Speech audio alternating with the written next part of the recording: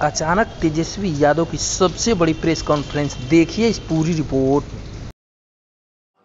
Portal media के सभी हमारे पत्रकार भाइयों का आज के प्रेस कॉन्फ्रेंस में स्वागत करते हैं और सबसे पहले आप सभी को, बिहार वासियों को, देश के वासियों को सावन की शुभकामनाएं भी हम देते हैं। और आज का जैसा प्रेस कॉन्फ्रेंस रखा गया है, आप सब लोगों को विषय हम बताना चाहेंगे और आप लोगों को इससे पहले भी एक कॉपी जो है लोकसभा में राष्ट्रीय जनता दल के सांसद ने, मनोज झा जी ने 9वीं अनुसूची को लेकर के जो सवाल भारत सरकार से किया है और उसके अवज में जो जवाब भारत सरकार का आया है, उस क्वेश्चन और आंसर का आप सब लोगों को जो है डिस्ट्रीब्यूट किया गया है। और एक बहुत ही महत्वपूर्ण विषय था कि भाई जो महागठबंधन की सरकार ने, बिहार सरकार ने जाति आधारित गणना करा करके आरक्षण जो है पिछड़ों का, अति पिछड़ों का, दलितों का, आदिवासियों का 65% किया और 10% EWS को एज इट इज रखा। यानी देश के इतिहास में पहली बार किसी राज्य ने जाति आधारित गणना कराई और आरक्षण की सीमा जो है 75% लेकर के गई। एक ऐतिहासिक निर्णय था और उसके बाद भी हम लोगों का आशंका थी कि भाजपा के लोग किसी न किसी तरीके से, जिस प्रकार से कास्ट बेस्ड सर्वे जो हम लोग करा रहे थे, अपने मोहरों को कोर्टों में खड़ा करके किसी न किसी तरीके से डीले कराएंगे या ये होने नहीं देंगे, ये आशंका हम लोगों को पहले भी थी। इसलिए तत्कालीन जब हम लोगों की सरकार थी, हम उप मुख्यमंत्री थे, तो हमारे नेतृत्व में ही प्रेस कॉन्फ्रेंस हुआ था कैबिनेट निर्णय के बाद। और कैबिनेट ने, हम लोगों ने रिकमेंड किया था भारत सरकार को कि जो आरक्षण की सीमा जो महागठबंधन सरकार ने बढ़ाया है पिछड़े, अति पिछड़े, दलित, आदिवासियों का, इसको शेड्यूल 9 में भारत सरकार जो है वो डाले। उस प्रेस कॉन्फ्रेंस में जनता दल यूनाइटेड के भी वरिष्ठ नेता लोग भी शामिल हुए थे मेरे नेतृत्व में। और ये बात स्पष्ट रूप से हम लोगों ने कहा था कि जो रिकमेंडेशन बिहार सरकार ने दिया है उसको तमिलनाडु के तर्ज पर, जो आरक्षण तमिलनाडु का शेड्यूल 9 में है, इससे कोई भी आरक्षण पे छेड़खानी नहीं हो सकती है। इसलिए इसको भी बिहार को उस तर्ज पे शेड्यूल 9 में डाला जाए। आप सब लोगों को पता है कि हमारे प्रस्ताव पर सभी दल के प्रतिनिधि मंडल प्रधानमंत्री से भी मिले, उस समय भी मना कर दिया गया। तो हम लोगों का संकल्प था और राष्ट्रीय जनता दल की पूरी लड़ाई सड़कों पर भी पहले भी हुई थी कि भाई जातीय गणना जो है पूरे देश में होनी चाहिए।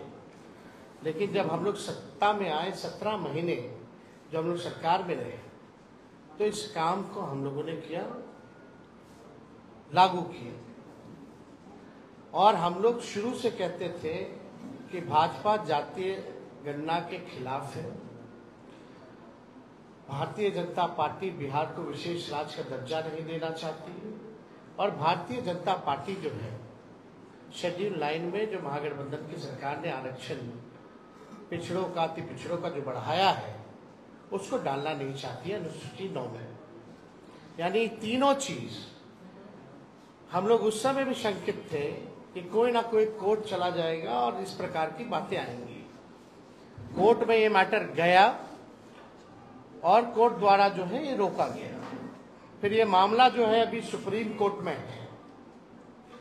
और हमने पहले भी कहा था कि अगर अनुसूची 9 में इसको नहीं डाला जाएगा तो हम लोग सड़कों पर आंदोलन करेंगे। और बिहार सरकार किस प्रकार से पक्ष रख रही है हमको, क्योंकि भरोसा नहीं है मौजूदा एनडीए सरकार पर, बिहार की सरकार पर, क्योंकि भाजपा जो है उसमें बड़ी पार्टनर, और चाहे केंद्र में हो या बिहार में एनडीए की सरकार है। और मुझे पूरा भरोसा है कि एनडीए की सरकार चाहे बिहार वाली हो या देश में हो, ये नहीं चाहते हैं कि जो आरक्षण की सीमा बढ़ाई गई है उसको अनुसूची 9 में डालें। तो हम लोगों का पहले भी कहे थे कि हम लोग इसमें सुप्रीम कोर्ट में हम लोग जाएंगे, और हम लोग केवल इंतजार कर रहे थे भारत सरकार के जवाब का, जो कि स्पष्ट रूप से ये जवाब आप लोगों के समक्ष मिला है। इसमें यही सवाल पूछा गया था कि भाई क्या आरक्षण आप बढ़ाइएगा अनुसूची में 9 में, स्पेसिफिकली जो है बिहार के शेड्यूल 9 में आप डालिएगा कि नहीं डालिएगा। तो भारत सरकार ने जवाब दिया है, no sir, the matter falls under the preview of the state government as per provision of the constitution. अब आप बताओ, ये सरासर भारत सरकार झूठ बोल रही है। अनुसूची 9 में यानी शेड्यूल 9 में डालने का अधिकार केवल भारत सरकार को ही है, राज्य सरकार को नहीं है।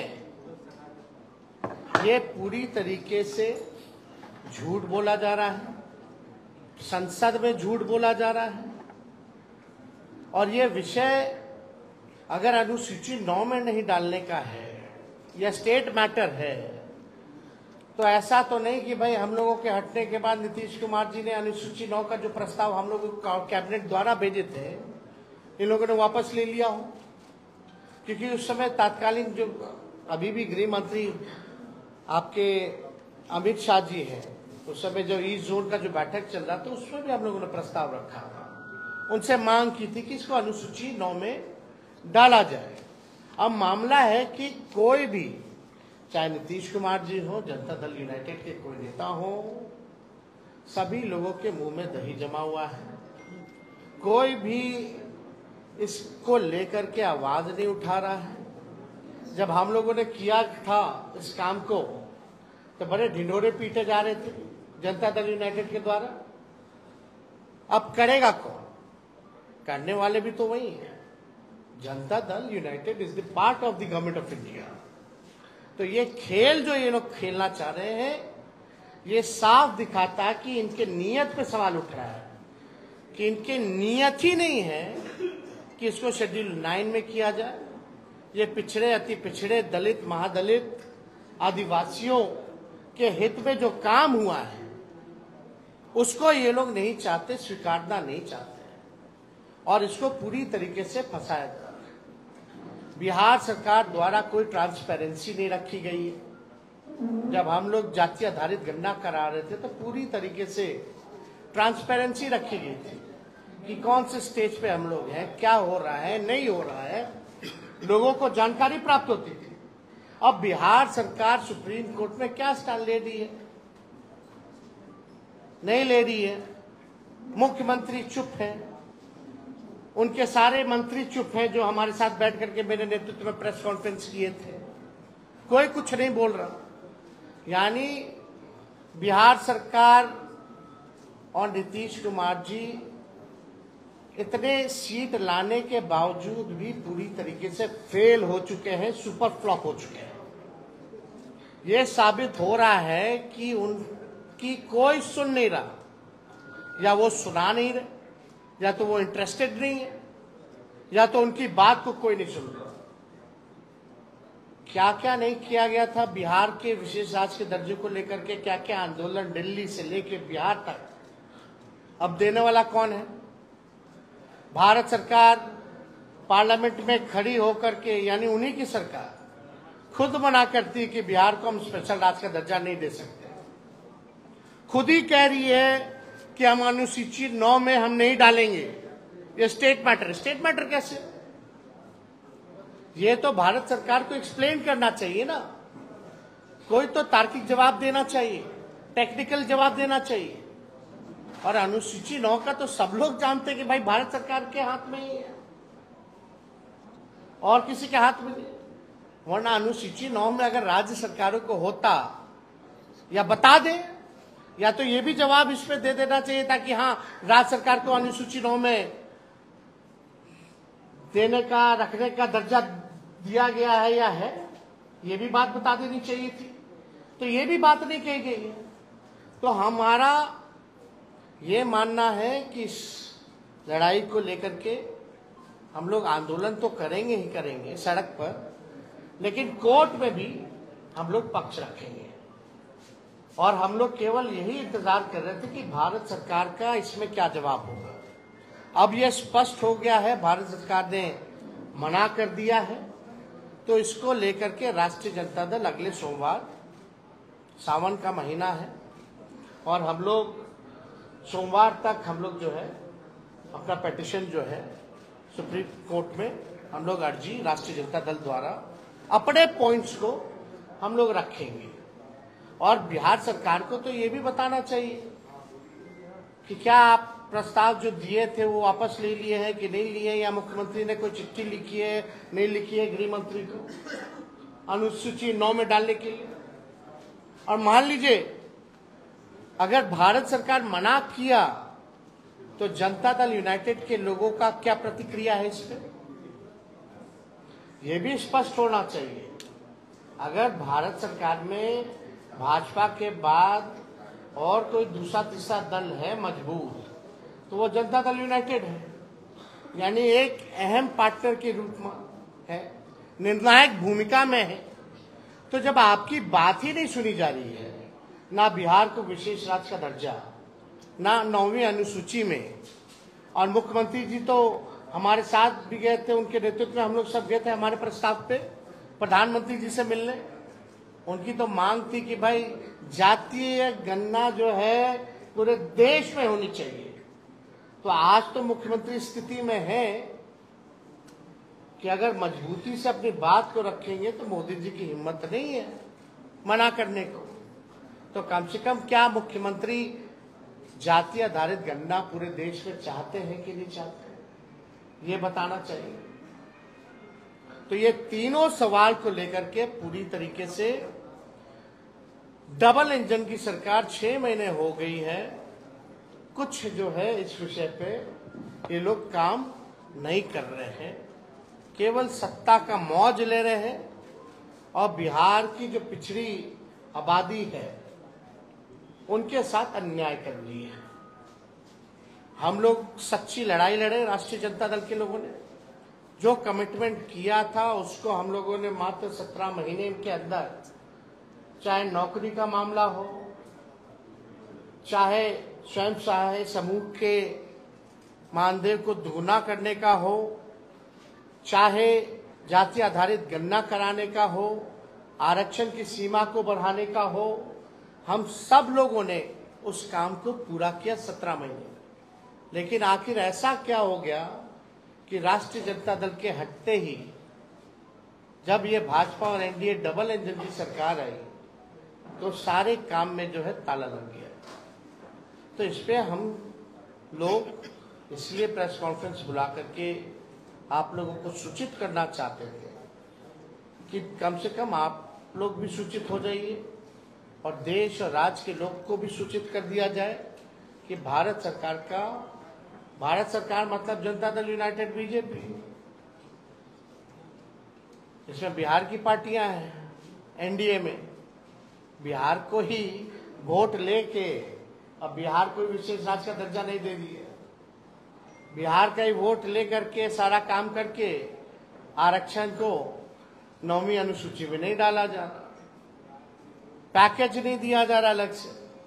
बजट में तरह तरह की बातें आई, जितना इंफ्रास्ट्रक्चर का पुराना मामला जो हमने उठाया वही सारा उसी टाइम हो गया था, उसी चीज को दोहराया गया, खाली नोट कवर बदल दिया गया। तो हम लोग इसको लेकर के हम लोग जो है जनता के बीच जाएंगे, अदालत सर्वोच्च न्यायालय हम लोग जाएंगे और अपने पक्ष को मजबूती के साथ रखेंगे और किसी भी कीमत पर जो आरक्षण महागठबंधन की सरकार ने बढ़ाया था उसको खत्म नहीं होने देंगे, उसको लागू करा करके ही हम लोग दम लेंगे। इसलिए आप सब लोगों को हम बुलाए, और कोई विषय पे अगर आप लोगों को सवाल पूछना हो। यार आप तो बोले 15 अगस्त के बाद हम लोग जाएंगे, किस वजह से आखिर ये नहीं शामिल हो पा रहा है? क्या नियत ही खराब है। अरे भाई 17 साल से तो उन्हीं लोगों का डबल इंजन का सरकार था, पहले क्यों नहीं जाति आधारित गणना हुआ? आरक्षण क्यों नहीं बढ़ाया गया? राष्ट्रीय जनता दल आई 17 महीने में करके दिखाया, और करके ही नहीं दिखाया, जब चले जाने के बाद इसको फंसा दिया गया। नीतीश जी को ईडी का डर है क्या? उनके एक अधिकारी पे ईडी की अब क्या डर है, नहीं डर है, ईमानदारी से तो जांच हो तो बहुत मामले खुलेंगे, लेकिन अब अंदर उन लोगों के क्या चल रहा है वो आप लोग जानते हैं कि भाई लोग तो डीलिंग वाली पार्टी है, ये लोग केवल डील करना जानती है। उस डीलिंग के बाबत में क्या क्या लेंगे नहीं लेंगे वो अलग मैटर है। तेजस्वी जी, विधानसभा सत्र में आप क्यों नहीं? फैसला आया है कल जो शेड्यूल कास्ट और शेड्यूल ट्राइब के लिए सुप्रीम कोर्ट का फैसला आया है, इस पर आपके पार्टी का क्या स्टैंड है? देखिए, हम लोगों का शुरू के दौर से ये मानना है कि राष्ट्रीय जनता दल जो है सर्वोच्च न्यायालय के अनुसूचित जाति और जनजाति के आरक्षण के वर्गीकरण के पक्ष में नहीं है, और ये निर्णय 1932 के पुनः पैक्ट और संविधान के मूल भावनाओं के खिलाफ हम लोग इसको मानते हैं। ये साफ बात है। आरक्षण जो दलितों को, आदिवासियों को जो दिया गया था, इसमें क्रीमी लेयर का क्या मामला है? इसमें आर्थिक तौर पे तो था ही नहीं। बाबा साहब अंबेडकर ने इसलिए आरक्षण दिया था जो सदियों से या अभी भी जो भेदभाव, ऊंच नीच, छुआछूत, जो डिस्क्रिमिनेशन जो चल रहा था उसको पाटने के लिए ये आरक्षण है। तो इसको तो आर्थिक तौर पे ये आया कहां से मामला? तो ये पूरी तरीके से हम लोग जो है इसके पक्ष में नहीं है। वर्गीकरण को लेकर के ये आर्थिक तौर पे नहीं है। अगर आर्थिक तौर पे ही आपको न्याय दिलाना है तो आप नौकरी दीजिए सबको। क्यों नहीं देते नौकरी? नौकरी की बात क्यों नहीं करते? कितने लैंडलॉर्ड हैं, कितने कम परसेंट, कितना लैंड किसके पास है? ये सबके पास है, आंकड़ा सबके सामने सार्वजनिक है, ये डिस्ट्रीब्यूट कर दो। लेकिन आज भी ऐसा देखा गया है, हम लोग देखते हैं कि दलितों की किस तरह से पिटाई की जाती है। जब शादी में घोड़ी पे नहीं बैठने दिया जाता, पूजा पाठ नहीं करने दिया जाता, दलितों और आदिवासियों को तो छोड़ो, अखिलेश यादव जी मंदिर जाते उसको भी धोया जाता है। जीतन राम मांझी यहां मंदिर गए तो उसको धोया गया। तो ये जो भेदभाव, ऊंच नीच, छुआछूत, कोई जो है अनुसूचित जाति और जनजाति का मालिक ना बने, उसका वो ना बने। दलित आदिवासी अपना भला स्वयं जानते हैं, अपना निर्णय वो खुद करना जानते हैं। इसलिए हम लोग पूरी तरीके से जो है केंद्र सरकार से हम चाहते हैं कि अध्यादेश ला करके जो विसंगति है उसको दूर किया जाए इस मामले में। और इसमें क्यों नहीं अध्यादेश लाया जा सकता? जब केंद्र सरकार SC/ST एक्ट को लेकर के अध्यादेश ला सकती है तो इस मामले में अध्यादेश क्यों नहीं लाया जा रहा? तो हम लोग तो चाहेंगे कि एनडीए की जो सरकार है इसमें अध्यादेश ला करके विसंगतियों को जो है दूर किया जाए। अनुराग ठाकुर ने जिस प्रकार से राहुल गांधी के बारे में बोला और अखिलेश यादव से लड़े हुए, राहुल गांधी का कहना है कि उन पर ईडी की रेड हो सकती है। देखिए, अब सब तो सबके सामने है ही। अब कोई मतलब नहीं रह गया रेड मारो या वो करो। ईडी और जांच एजेंसियों का कोई महत्व रह गया है क्या? कोई फेयर है ही नहीं। तो इसलिए इस पे ज्यादा हमको टिप्पा टिप्पणी नहीं करना है। किस प्रकार से ये लोग सरकार का खिलौना बना हुआ है ये सबको पता है। अनुराग ठाकुर ने जो ओबीसी समाज का और कोई इससे एक मिनट, जैसे कि पार्लियामेंट में गवर्नमेंट ने ये रिप्लाई दिया है कि ये 9th शेड्यूल में लाना स्टेट गवर्नमेंट सब्जेक्ट है। डू यू थिंक कि government is misleading the house, first thing, and second कि क्या तो स्पष्ट तौर पे क्या है कि झूठ बोल रहे हैं, एग्जैक्टली मिसलीड कर रहे हैं। क्या कोई आप लीगल ओपिनियन इस पे लेकर तब जो जाएंगे? They will be going to the court and will be अपना जो पक्ष है, जो हमारा साइड है, we will put in view of the court. विजय चौधरी ने आपको याद होगा विधानसभा में कहा था कि हम लोगों ने अनुशंसा भेज दी है, और ये भी कहा, दूसरी बात एक सुन लीजिए कि जब मामला कोर्ट में है और कोर्ट ने इस पर रोक लगा दी है, तब साहब सूची में डालने का क्या मतलब है? एक मिनट भैया, में रोक लगा दी ना। हम लोग जब प्रेस कॉन्फ्रेंस किए थे कैबिनेट का, जब रिकमेंडेशन करा के तब कोर्ट को गया था, तब क्यों नहीं किया बीजेपी का सरकार? तभी 9वीं अनुसूची में डाल देता। अभी की स्थिति में नहीं अरे अभी यही तो शक है कि ये लोग भाजपा के लोग ही जो हैं उनको खड़ा कर दिया जाता है कोर्ट में। आप हिस्ट्री जरा निकाल लीजिए, जो कास्ट बेस्ड सर्वे के खिलाफ जो कोर्ट गए थे, पहली बात तो बिहार का व्यक्ति था ही नहीं, वो बिहार का व्यक्ति था ही नहीं, वो तो भाजपा का वर्कर था। तो हम यही कहना चाहते हैं कि भाई जिसका डर हम लोगों को था वो हो रहा है। अब भारत सरकार का इस पर जवाब भी आ गया है। अब कोर्ट में है तो हम कहाँ मना कर रहे हैं कि कोर्ट में नहीं है, हम तो कह रहे हैं हम भी कोर्ट जा रहे हैं, लेकिन कोर्ट में बिहार सरकार पक्ष रख रही है नहीं रख रही है अच्छे से, कम से कम हम तो रखेंगे ना अच्छे से, क्योंकि they are the part of the India government. अच्छा टेल मी, आप बताइए रिफ्यूज कौन सी सरकार ने किया? Government of India. JDU is the part of government of India और नॉट? उनका निर्णय जेडीयू का निर्णय है कि नहीं है?